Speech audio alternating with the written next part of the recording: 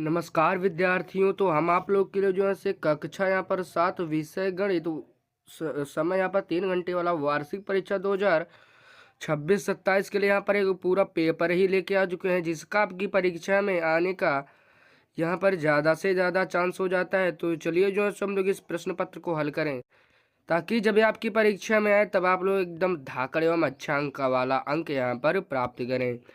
तो यहाँ पर आप लोग जैसे ही जानते हैं ऊपर की तरफ जानकारी दी गई हो, यहाँ पर आपको नाम अपना यहाँ पर लिख देना होगा, अनुक्रमांक यहाँ पर आपको ऐसे डाल लेना होगा।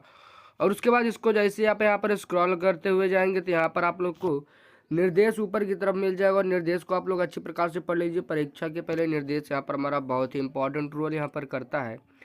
उसके बाद यहाँ से हम लोग यहाँ पर खंड यहाँ पर का में आते हैं। पहला प्रश्न कह रहा है -15 + 8 का मान क्या होगा। तो जैसा कि हम लोग जानते हैं यहाँ पर हमारा -7 है, यहाँ पर इसमें एकदम जो है से एकदम यहाँ पर करेक्ट ऑप्शन यहाँ पर हो जाता है। इसके बाद हम लोग प्रश्न संख्या यहाँ पर 2 को देखते हैं। कह रहा है निम्नलिखित में से कौन सा एक परिमेय संख्या है। तो जैसा कि हम लोग जानते हैं कि परिमेय संख्या की हम लोग P/Q के रूप में ले सकते हैं। तो यहाँ पर हमारा यहाँ पर तीसरा वाला विकल्प 3/7 यहाँ पर हमारे इसमें एकदम करेक्ट ऑप्शन यहाँ पर हो जाता है। इसके बाद प्रश्न संख्या 3 को देखते हैं। तो कह रहा है 1 से 50 तक की गिनती में कितने अभाज्य संख्याएं हैं। तो हम लोग जानते हैं यहाँ पर हमारा एक 35 यहाँ पर हमारी अभाज्य संख्याएं यहाँ पर हमारी हो जाती हैं। अगला प्रश्न क्या है, एक वर्ग की भुजा 12 सेंटीमीटर, उसका परिमाप क्या होगा। तो यहाँ पर आप जैसे कि हम लोग जानते हैं वर्ग की 4 यहाँ पर हमारी भुजा होती है, सूत्र होता है ए यहाँ पर हमारा भुजा की लंबाई होती है। तो यहाँ पर हम लोग अगर इसका निकालेंगे तो 12 चौक 48, इसमें बी वाला ऑप्शन करेक्ट यहाँ पर हो जाता है। इसके बाद यहाँ पर बहुविकल्पीय के अंतिम प्रश्न को देखते हैं। तो कह रहा है 4 × -6, तो यहाँ पर हमारा -24 यानी कि 24 यहाँ पर हमारा इसमें करेक्ट ऑप्शन यहाँ पर हो जाता है।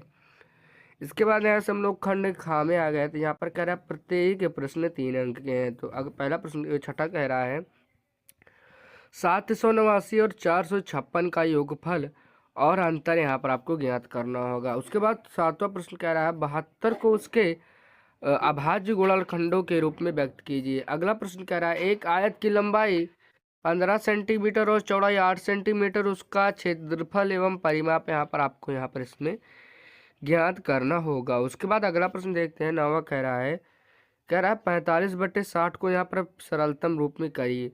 और उसके बाद 81 का वर्गमूल निकालना है आपको, और 18 और 24 का यहाँ पर आपको लासा एवं मासन निकाल कर बताना होगा।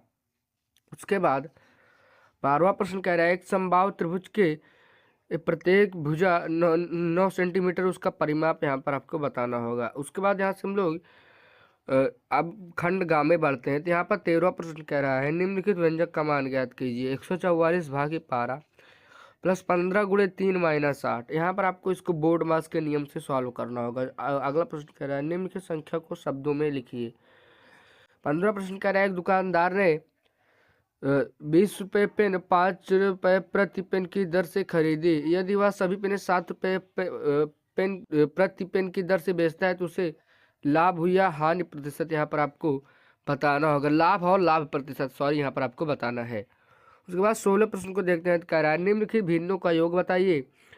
17वां प्रश्न कह रहा है एक आयताकार बगीचे की लंबाई 80 मीटर और चौड़ाई 50 मीटर है, तो ज्ञात कीजिए बगीचे के परिमाप क्षेत्रफल। 18वां प्रश्न कह रहा है 5x + 7 = 32, तो find the value of the x। उसके बाद कह रहा है कि 19वां प्रश्न कह रहा है निम्नलिखित को हल कीजिए। यहाँ पर आपको ये नीचे दिया गया है सवाल, इसको ध्यान से देख लीजिए।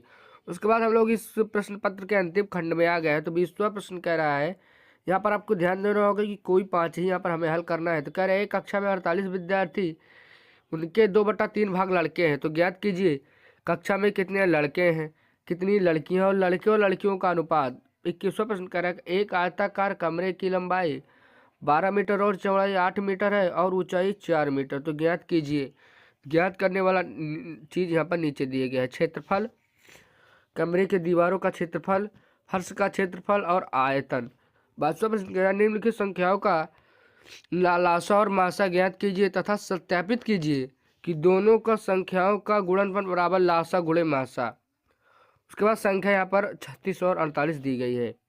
5वां प्रश्न कह रहा है कि व्यापारी ने साइकिल 2400 में खरीदी और 2700 में बेच दी, ज्ञात कीजिए लाभ हुआ। लाभ प्रतिशत बताइए। यदि उसे 15% कमाना है तो विक्रय मूल्य क्या होगा।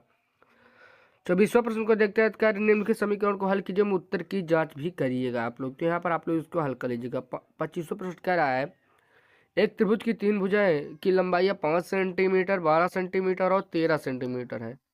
तो सिद्ध कीजिए कि यह एक समकोण त्रिभुज है। पाइथागोरस प्रमेय का यहाँ पर उपयोग करना होगा। इस प्रश्न पत्र का अंतिम प्रश्न कह रहा है किसी संख्या का 3/5 भाग 60 है, तो ज्ञात कीजिए वह संख्या क्या है। वह संख्या का 2/3 भाग क्या होगा। उस संख्या का 25% क्या होगा। तो यहाँ पर हम लोगों ने अपना पूरा यहाँ पर पेपर जो है एक प्रकार से पूरा हल कर लिया है। और मैं आप लोग को एक चीज़ और बताना चाहता हूँ कि अगर आप लोग कक्षा 7 में हैं और गणित की तरह ही विज्ञान, सामाजिक विज्ञान, हिंदी और इंग्लिश के पेपर को देखना चाहते हैं तो हमारे चैनल के अंदर आप लोग विजिट करिए, यानी जाइए और सब्सक्राइब करिए। और वहाँ पर कक्षा 7 के नाम से प्लेलिस्ट बनी हुई है, तो आप लोग वहाँ पर उसको जाकर आराम से देख सकते हैं। और भी ऐसे पेपर के लिए मेरे चैनल को सब्सक्राइब जरूर करें। तो चलिए मैं मिलूंगा किसी और वीडियो में, लेके जाने से पहले चैनल को सब्सक्राइब जरूर करें।